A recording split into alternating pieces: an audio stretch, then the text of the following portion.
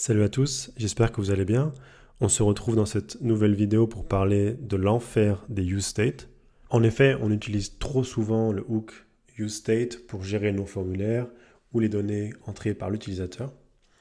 Les useState s'accumulent dans le composant et au final, ce composant devient difficile à maintenir et à gérer. Dans cette vidéo, je vous propose d'utiliser le hook useReducer pour gérer ces données de manière efficace. Et on verra à la fin de la vidéo comment est-ce qu'on peut facilement ajouter la validation des données sans trop d'efforts, ce qui est impossible avec useState. Et on verra dans une prochaine vidéo comment bien gérer les formulaires dans React. Donc ici, on se retrouve sur la page Contact. Sur cette page, on a un formulaire. Et grâce à ce formulaire, on va vouloir que l'utilisateur remplisse certains champs, comme son nom, son email, le sujet de son mail et son message. Bien sûr, la première chose que l'on pense pour ce genre de formulaire, c'est d'utiliser useState. Donc on va utiliser useState pour chaque champ. Et ensuite, grâce à input, on va pouvoir afficher la valeur grâce à value. Et ensuite, on va pouvoir sauvegarder cette valeur en updatant le state pour chaque champ. Donc bien sûr, ça marche bien. Mais comme vous pouvez le voir ici, on a ici 4 useState et pour certains formulaires, on pourrait par exemple en avoir 8 ou 10.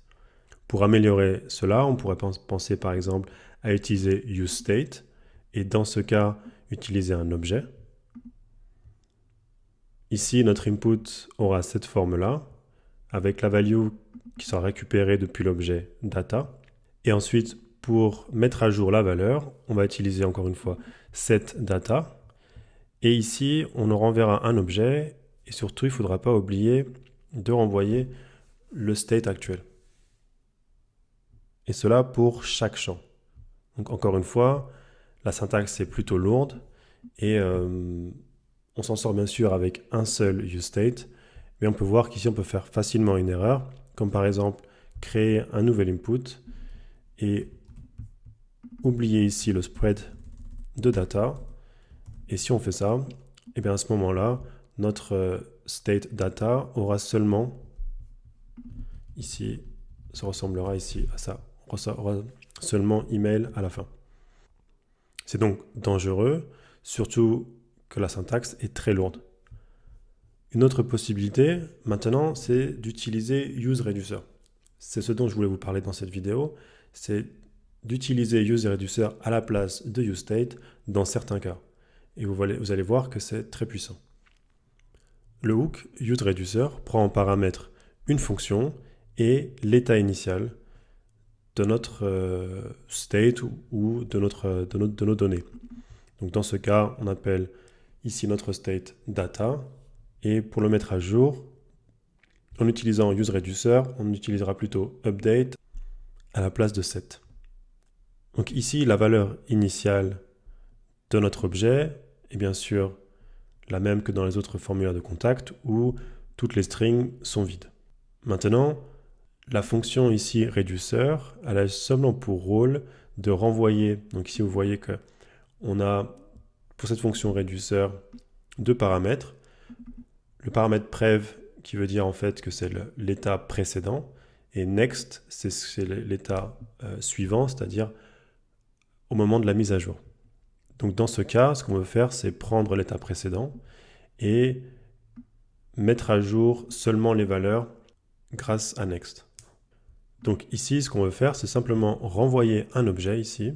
Cet objet, ce sera l'état précédent, mais certains éléments de l'état précédent seront mis à jour grâce à l'objet next qui sera passé dans la fonction updateData. Ce sera plus clair avec un exemple.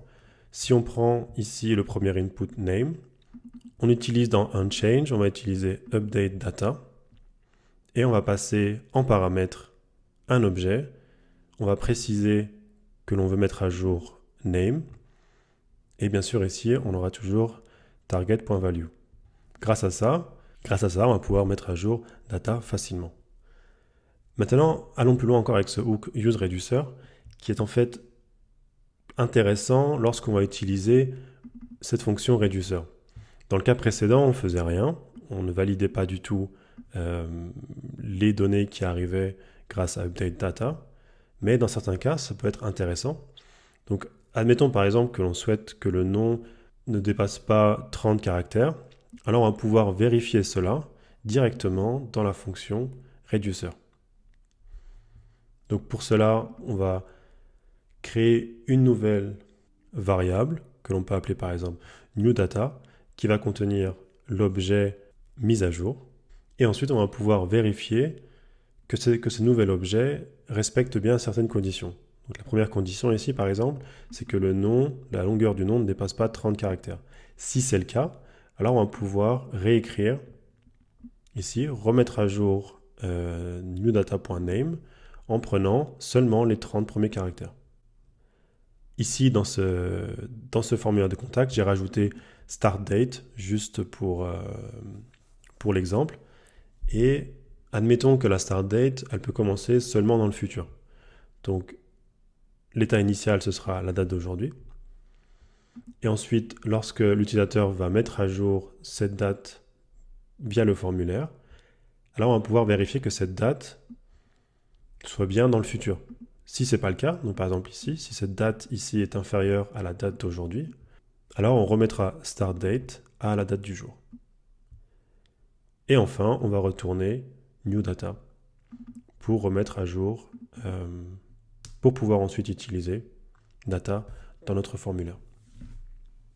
Voilà, j'espère que cette vidéo vous aura plu. Je voulais vous faire un petit retour justement sur l'utilisation des hooks useState et useReducer. N'hésitez pas à utiliser plus souvent useReducer. Comme vous pouvez le voir ici, c'est très facile d'utiliser et on peut faire des choses intéressantes aussi selon les données que l'on manipule. Bien sûr, ce n'est pas la façon optimale de créer un formulaire en React et on verra ça dans une prochaine vidéo. N'hésitez pas à laisser un like et à vous abonner à la chaîne. À bientôt.